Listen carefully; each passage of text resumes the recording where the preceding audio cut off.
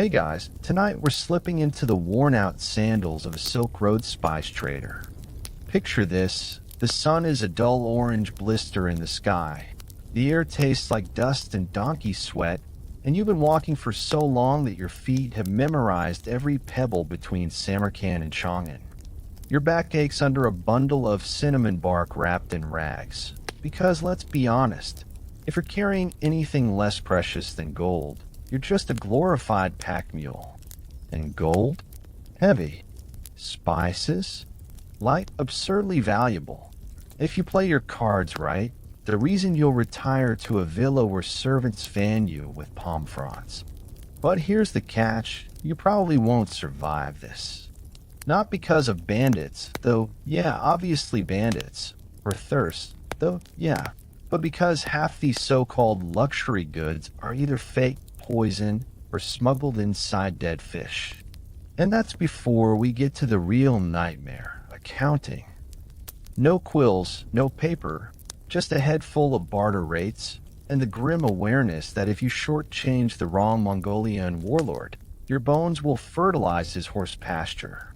So before you get comfortable, take a moment to like the video and subscribe, but only if you genuinely enjoy what I do here. And hey, drop a comment with where you're listening from and what time it is. Is it 3 a.m. in Toronto? High noon in Jakarta? Either way, you're in good company. Now dim the lights, maybe turn on a fan for that soft background hum, and let's ease into tonight's journey together. The first thing you notice is the smell. Not the spices, not yet, but the caravan itself. 200 camels, their breath reeking of half-digested thorn bushes, their fur matted with a kind of grime that could be scraped off and sold as pepper in a pinch. Between them, the merchants, Persians in sweat-stained linen, Uyghurs with beetle-stained teeth, the occasional Byzantine eunuch who, let's be real, is definitely a spy. And you're the new guy. The one who thought spice trader sounded more glamorous than tax collector or plague survivor. Your job is simple. Don't die, don't lose the goods, and for the love of all that's holy, don't sneeze near the saffron. That dusty red thread? More expensive than your entire lineage. One good gust of wind, and poof, there goes your profit margin. Historians still argue whether the Silk Road was truly a single route or a tangled web of shortcuts, bribes, and oh gods, the bridge is out again detours. But here's a mainstream fact to cling to: by the 9th century, the Abbasid Caliphate had standardized some of the chaos. Their dinar coins were accepted from Baghdad to Xi'an, which was handy because nobody trusted the local money. Ever tried paying for ginger with a handful of cowrie shells? Yeah, neither did the guy who got stabbed over it. Now for the quirky tidbit: the most sought-after spice wasn't even edible. Dragon's blood, a resin from Socotra Island, was shipped in brittle crimson chunks, used for everything from dyeing royal robes to sealing wounds, with mixed results. The catch? It came with a legend: harvested at midnight under a waning moon, or the dragons would, well, honestly, the manual was vague. But you weren't paid to question mythology. You were paid to haul it 3,000 miles without dropping it.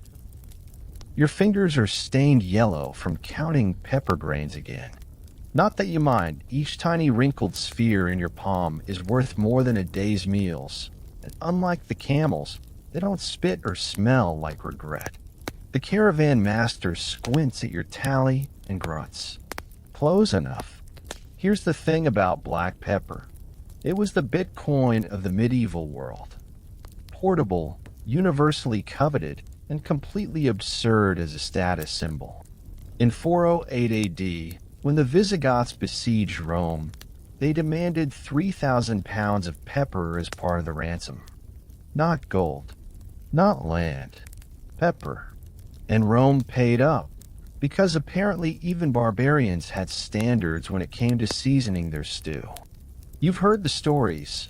Entire estates traded for a sack of peppercorns in Frankish courts, Dowries negotiated in pepperweight, monasteries using it to pay taxes. There's even a record of an English king accepting pepper as collateral for a castle. Try that today. Walk into a bank with a Ziploc of peppercorns and see how far you get. But the real kicker, half the pepper making its way west wasn't even black pepper. Enterprising traders would mix in juniper berries, dried papaya seeds, or, if they were particularly shameless, tiny balls of dung coated in resin. Historians still argue whether the famous pepper purity laws of Venice were about quality control or just saving rich idiots from eating literal crap. Now for tonight's sleepy conspiracy theory. Why pepper of all things? Why not cinnamon or cloves? Blame the Romans. They put that stuff on everything. Wine, desserts, even their infamous garum fish sauce, which, let's be honest, needed all the help it could get. By the time the empire fell, Europe's elite were chemically dependent. You tuck the pepper sack deeper into your robe. The desert wind carries the scent of cumin and camel dung. Somewhere ahead, a merchant argues in broken Sogdian about exchange rates. The moon rises. The counting continues. The cinnamon merchant spins his usual tale. How our traders harvest this precious bark from nests built by giant birds at the edge of the world.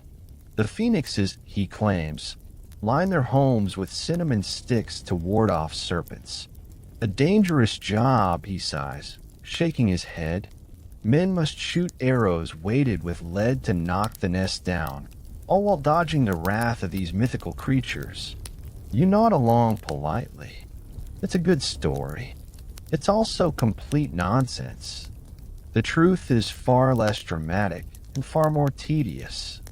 Real cinnamon comes from the unassuming bark of a Sri Lankan tree, peeled in careful strips by farmers who've never seen a phoenix in their lives. But why let facts ruin a profitable legend? For centuries, Arab middlemen guarded this geographic secret like dragons hoarding gold. Herodotus swallowed the bird's story whole. Pliny the Elder called it the most fabulous tale of the East. And you keep quiet because the fictional version sells for triple the price. Here's a mainstream fact to ground us. By the 12th century, cinnamon was literally worth its weight in silver. European apothecaries prescribed it for everything from bad breath to the plague, cured neither, but at least your deathbed smelled nice. The quirkier truth? Venetian merchants would sometimes age their cinnamon by storing it in damp cellars to increase the weight through moisture absorption, the medieval equivalent of watering down whiskey. Historians still argue whether the phoenix myth was deliberate disinformation or just the ancient world's version of clickbait. Either way, the ruse worked for nearly 2,000 years. When Portuguese explorers finally reached Ceylon in 1505, they expected to find nests in cliffs. Instead, they found trees. Ordinary, bird-free trees. The disappointment must have been palpable.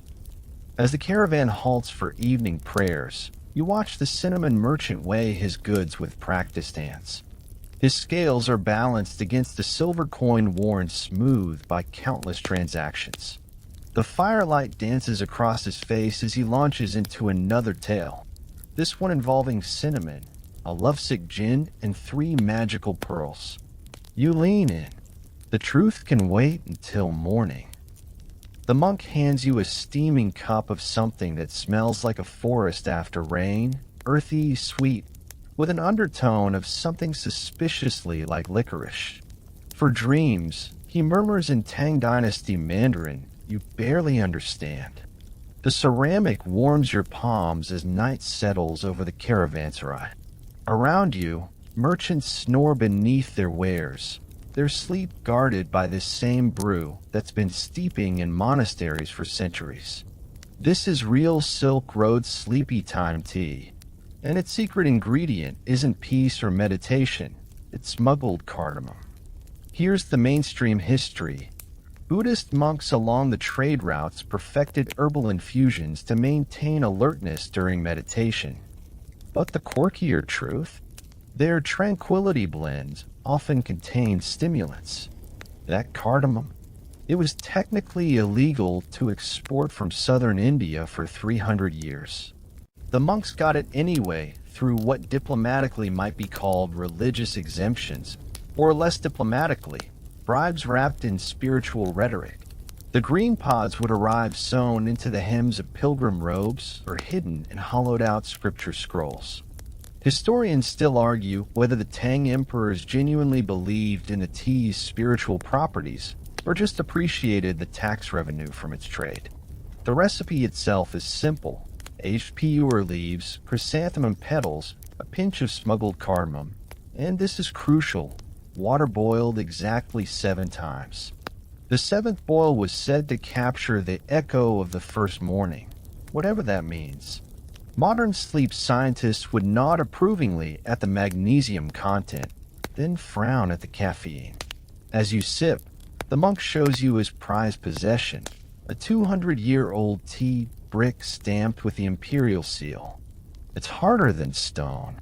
For emergencies, he says. You don't ask what constitutes a tea emergency. Somewhere in the darkness, a camel belches philosophically. The stars wheel overhead. The cardamom lingers on your tongue like a stolen secret. The parrot was the perfect accomplice. You listen as the Persian trader, his voice lowered to a conspiratorial whisper, relives the greatest heist in saffron history. It began in a Kashmiri garden where the purple crocus flowers bloom for just 2 weeks each autumn. The workers, all women, their fingertips permanently stained gold, would harvest the delicate stigmas at dawn before the sun could wilt their precious cargo. The guards, all men, their swords permanently drawn, watched for thieves. Enter the parrot. Trained by the trader's uncle to pluck saffron threads with surgical precision, the bird would flutter into the fields at dusk when the guards changed shifts. Its green feathers blended with the leaves as it nipped the crimson strands, storing them in a tiny leather pouch strapped to its belly. For 3 seasons, this feathered robin had stole enough saffron to bankrupt a sultan, until the fateful day it developed a taste for the goods. The bird got drunk, the trader moans.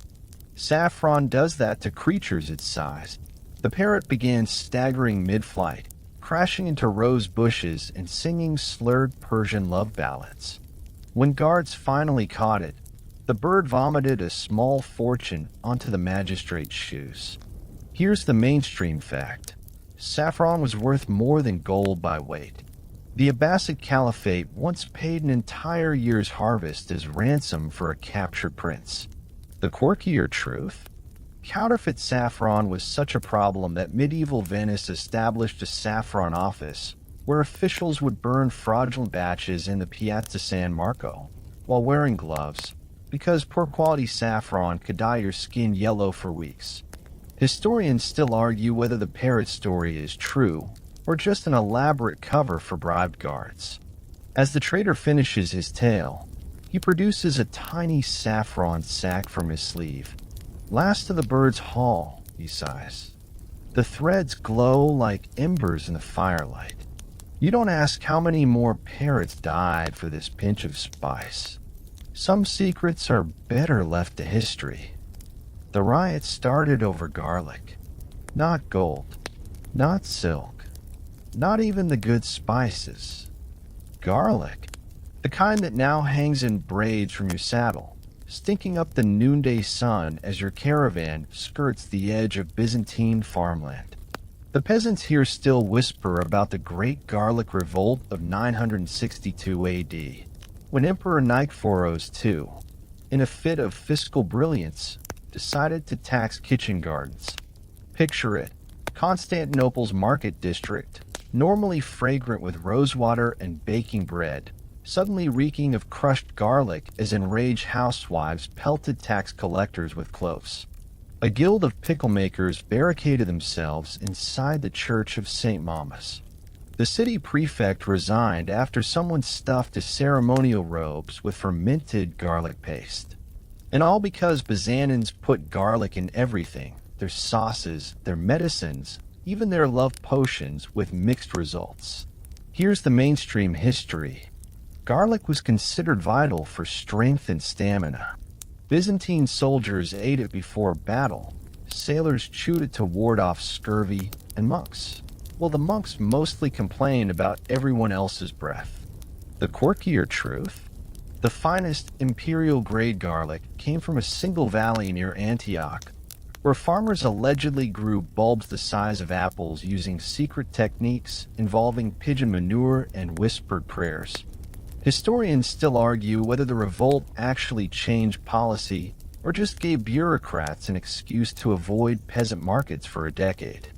As your caravan passes a roadside shrine, you notice the faded fresco of Saint Theodore, patron of soldiers and, oddly enough, garlic vendors. Someone has left fresh cloves at his feet. The scent mingles with the dust as you press onward, the ghost of 1,000 Byzantine kitchen rebellions lingering in the air. The Hindu monk slips you the ginger root wrapped in a palm leaf manuscript. For the stomach, he says with a knowing wink, as if your digestive struggles are written in the lines of your face. The rhizome is knobby and unassuming, its pale yellow skin still damp with soil.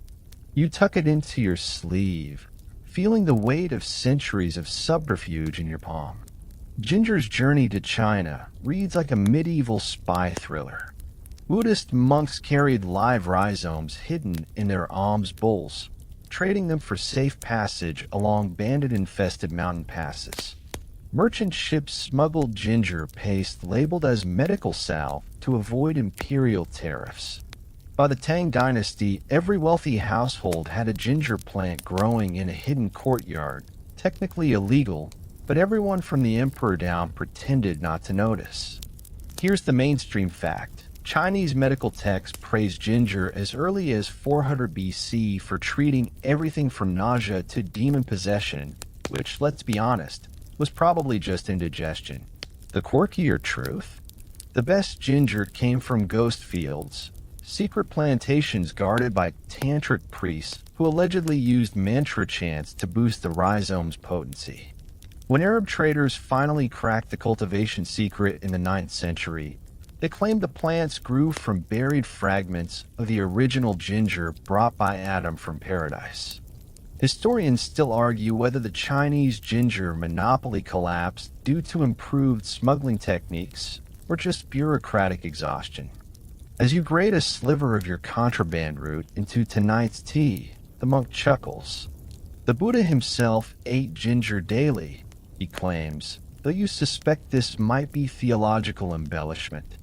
The brew bites your tongue with peppery warmth, a stolen comfort carried across borders in the pockets of holy men and heretics alike. The Aztec merchants' glyphs tell a story of vanishing orchids. You trace the pictograms with a calloused finger, year after year of meticulous records showing vanilla vines crawling up jungle trees, their fragrant pods carefully harvested, until suddenly, nothing. Blank space where the bean counts should be. The merchant shrugs when you ask. The flower wars took our growers, he says, as if this explains everything. Vanilla disappears from Mesoamerican trade logs for nearly 2 centuries after 1450. No records, no shipments, just a gaping hole where history should be. European traders would later assume the spice was newly discovered, never realizing the Maya and Aztecs had been cultivating it for generations before losing it to some combination of warfare, climate shifts, and possibly divine displeasure. Here's the mainstream fact. Vanilla planifolia only grows naturally in a 100-mile radius of modern-day Veracruz, pollinated by a specific bee that refused to cooperate in captivity. The quirkier truth? Totonac priests claim the orchid first sprouted from the blood of a princess executed for forbidden love, a story suspiciously similar to the Aztecs' own vanilla origin myth. suggesting either cultural borrowing or the universal human tendency to romanticize agricultural products. Historians still argue whether the vanilla gap represents actual crop failure or just brilliant market manipulation. As you examine the merchant's current vanilla pods, plump, fragrant, and recently reintroduced to trade networks, you notice the glyph for protection carved into the bark of their storage box. Some lessons, it seems, only need learning once. The Banda Islands shouldn't exist. At least, that's what the Portuguese captain insists as he stabs a calloused finger at your map. 10 tiny volcanic specks in the Molucca Sea, barely visible against the parchment's yellowed expanse. Yet these insignificant dots controlled the medieval world's entire supply of nutmeg, a fact the Bandanese exploited with ruthless precision. Your ship's surgeon claims nutmeg cures plague. The cook swears it masks the taste of spoiled meat. The captain himself stuffs a nut in each cheek like a squirrel preparing for winter, convinced it prevents seasickness. It doesn't. The ship's railing bears witness. Here's the mainstream fact. A single Banda Island tree could produce enough nutmeg to buy a London townhouse. The quirkier truth? The Bandanese maintained their monopoly through an elaborate bluff that told traders the trees would only bear fruit if planted by virgin boys singing special chants. This was nonsense, but it kept Europeans from stealing saplings for centuries. Historians still argue whether nutmeg's hallucinogenic properties, consumed in large quantities, contributed to its mystique. As your ship leaves the island's shadow, the captain spits a wad of chewed nutmeg overboard. Worth its weight in madness, he mutters.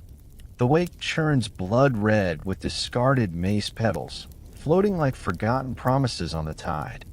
The Sultan's decree hangs above the marketplace, its calligraphy elegant, its message brutal. Any clove tree found growing outside the royal garden shall be uprooted. Any man caught tending such a tree shall lose his hands. You glance at the spice merchant beside you, whose sleeves hang suspiciously empty below the elbows. He meets your gaze and smiles. Cloves were the ultimate royal status symbol in the Ternate Sultanate. The trees, volcanic soil addicts that only thrived on 5 tiny Moluccan islands, produced buds so precious, rulers used them as diplomatic gifts. A handful of cloves could buy passage through Pyre waters. A sackful might secure a royal marriage. And the sultans? They burned barrels of the stuff at state functions, just to show they could. Here's the mainstream fact. Medieval dentists used clove oil for anesthesia, with mixed success. It mostly just made patients drool copiously while still feeling everything. The quirkier truth? Ternate's royal gardeners allegedly whispered Quranic verses to the trees to increase yields. When Portuguese traders stole seedlings in 1512, the plants died within weeks. Proof, the Sultan claimed, a divine displeasure. Historians still argue whether the Ternate monopoly collapsed due to Dutch military force or the fact that someone finally realized you could grow cloves elsewhere if you tried. As you leave the marketplace, a child hands you a single clove bud wrapped in banana leaf. For toothache, she whispers. The merchant's empty sleeves flutter in the wind like silent warnings. The Mongol trader offers you a fermented mare's milk cocktail with the enthusiasm of a man who's never tasted his own remedy. 1 cup, he slurs, and no hangover ever again. The liquid in the leather pouch smells like a stable fire and looks like cloudy dishwater. You pinch your nose and drink. Silk Road hangover cures were equal parts folk wisdom and desperate guesswork. Persian physicians prescribed pickled cabbage. Tang Dynasty doctors swore by fried sheep's eyes. But the Mongols, their arag, fermented mare's milk with a splash of wild honey, was the closest thing to a miracle cure these trails ever saw. Here's the mainstream fact. Alcohol tolerance was a survival skill for steppe nomads, who often drank frozen vodka to avoid sharing with greedy cons. The quirkier truth: the most effective anti-hangover ingredient wasn't the milk. It was the bacteria from the unwashed fermentation bags, which modern science confirms actually did help break down alcohol byproducts. Historians still argue whether Genghis Khan's legendary drinking capacity was genetic or just the result of a lifetime spent chugging probiotic horse milk. As the Mongol trader collapses into blissful snoring, you discreetly spit the last mouthful into a potted sage plant. Somewhere behind you, a camel belches in solidarity. The spy has sugarcane sap under his fingernails and the twitchy demeanor of a man who's spent too long pretending to be a botanist. For 10 years, he's been lurking in Indian sugarcane fields, bribing farmers and smuggling cuttings and hollowed-out bamboo staffs, all because the Caliph of Baghdad wants sweet tea without paying Venetian middlemen their outrageous markups. Sugar was the industrial espionage target of the medieval world. The Chinese had mastered crystallizing cane juice by 300 AD, but guarded the technique like state secrets. When an Abbasid spy finally smuggled the knowledge west in 755 AD, his reward was a palace appointment and, if the rumors are true, a personal sugar sculpture of his own head. Here's the mainstream fact. Early Islamic sugar refineries in Jordan use hydraulic presses so advanced, crusaders thought they were alchemy labs. The quirkier truth? Sugar's spread was delayed for centuries because monks kept eating the cuttings. Medieval texts complain about entire shipments disappearing to mysterious nibbling. Historians still argue whether sugar's popularity in medieval medicine, it was prescribed for everything from melancholy to weak eyesight, was genuine belief or just doctors enjoying their work. As the spy rubs his sticky hands, a single drop of sap falls onto a passing ant. It convulses once, then lies still. The future, it seems, will be very sweet. The Greek physician's scroll prescribes licorice root for your ailments, all of them. Gout? Licorice. Insomnia? Licorice. That suspicious rash you got from sleeping next to a moldy spice sack? Believe it or not, licorice. You chew the bitter root as he lectures you about its divine origins, how the god Apollo discovered it growing on Mount Olympus and immediately used it to cure Hercules' indigestion after a particularly ambitious kebab feast. Licorice was the duct tape of ancient medicine. Roman legionnaires marched with it in their kits. Egyptian pharaohs were buried with licorice-stuffed pillows. The Chinese Emperor Shennong classified it as a superior herb that could harmonize all other medicines, which is either profound wisdom or an early example of pharmaceutical marketing. Here's the mainstream fact. Licorice contains glycyrrhizin, 50 times sweeter than sugar and legitimately useful for ulcers. The quirkier truth? Medieval Welsh women used licorice love potions so potent the church banned them in 1284, not for being sinful, but because too many husbands were getting sick from overdosing their wives' paramours. Historians still argue whether Alexander the Great's famous energy came from military genius or just mainlining licorice during campaigns. His army reportedly carried 30 tons of the stuff. As the Greek physician wraps up his lecture, you notice his own teeth are stained black from decades of chewing the root. He winks. For longevity, he says, spitting a dark wad into a brass spittoon with the confidence of a man who plans to live forever. The Himalayan trader shakes a leather pouch, and the sound is wrong. Not the metallic clink of silver, nor the sandy whisper of spices, but something deeper, like stones rolling in a distant cave. He pours the contents into your palm, black salt, glistening with volcanic sulfur, smelling like hard-boiled eggs left in a mineral spring. Tibetan ghosts hate the scent, he confides. We trade it for their silk. This is Kalin Namak, the salt that vanished from records for 4 centuries. Buddhist monks mined it from secret Himalayan deposits, believing its sulfuric tang could ward off evil spirits and, more practically, mask the taste of spoiled yak butter. When Chinese envoys first encountered it in 647 AD, they described it as dragon's bile harvested from frozen peaks, a poetic exaggeration that conveniently ignored the backbreaking labor of Sherpa miners. Here's the mainstream fact. Black salt contains trace amounts of iron sulfide, giving it that distinctive rotten egg aroma that somehow makes fruit taste sweeter. The quirkier truth? Nepalese kings used it as collateral for loans, leading to the world's only recorded instance of a salt-based banking crisis in 1123 when a shipment dissolved in monsoon rains. Historians still argue whether the salt's disappearance from trade routes was due to depleted mines or simply because everyone got tired of smelling like sulfur. As you pocket a chunk, the trader warns you not to let it get wet. The ghosts will follow it home, he says, though you suspect he's more concerned about unpaid invoices than supernatural hitchhikers. Outside, a cold wind howls through the pass, carrying whispers of deals made with substances stranger than gold. The ledger's final page breaks your heart in the quietest way possible. You expected grand sums, saffron by the pound, cinnamon by the chest, perhaps a scribbled note about that incident with a parrot. Instead, the aging trader's handwriting shakes across the parchment, recording the spices left behind: a half sack of Sichuan peppercorns, 2 numbing for Persian buyers, 3 cakes of pressed galangal root, the mold came back, and most puzzling, an entire barrel of asafoetida resin abandoned at a caravanserai near Samarkand. Even the camels refused to carry it further.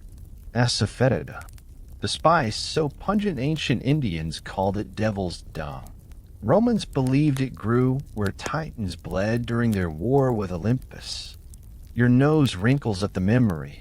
One whiff could clear a banquet hall faster than a declaration of plague. Yet this same resin was once worth more than frankincense along the Silk Road's medicinal routes, prescribed for everything from hysteria to weak lungs, and probably causing both in equal measure. Here's the mainstream fact. Asafoetida's value came from its supposed ability to ward off evil spirits. People hung bags of it around their necks during cholera outbreaks. The quirkier truth? The best quality allegedly came from plants harvested by moonlight while chanting Zoroastrian prayers, a practice that may have just been an excuse to avoid smelling the stuff in daylight. Historians still argue whether asafoetida fell out of favor due to changing tastes or simply because no one could transport it without losing all their friends. As you close the ledger, a single pressed flower flutters out, a purple saffron crocus, perfectly preserved between the pages. Outside, the caravan bells fade into the distance, carrying everything that wasn't left behind. The fire's down to embers now, their glow fading like those last forgotten spices at the edge of the ledger. You can almost see them, the abandoned peppercorns rolling into some long-lost crevice, the asafoetida barrel gathering dust in a caravanserai storeroom, its terrible aroma mellowing with decades into something almost sweet. It's comforting, in a way, how even the most precious things become ordinary with time. The saffron that bought kingdoms now colors your paella. The cinnamon once guarded by myth sits in every bakery's cupboard. The ginger that required holy smuggling now grows quietly in backyard gardens. The night has grown heavy around you, the stars dimming toward dawn. Somewhere beyond these walls, the descendants of those Silk Road camels still plod across deserts, carrying mobile phones and solar panels instead of spice sacks. The world turns. Tastes change. But sleep? Sleep remains the same ancient need it was when monks first brewed their cardamom-laced tea. Let your breathing slow to match the rhythm of those long-gone caravans, the creak of saddle leather, the whisper of shifting sacks, the distant jingle of bells marking the pace.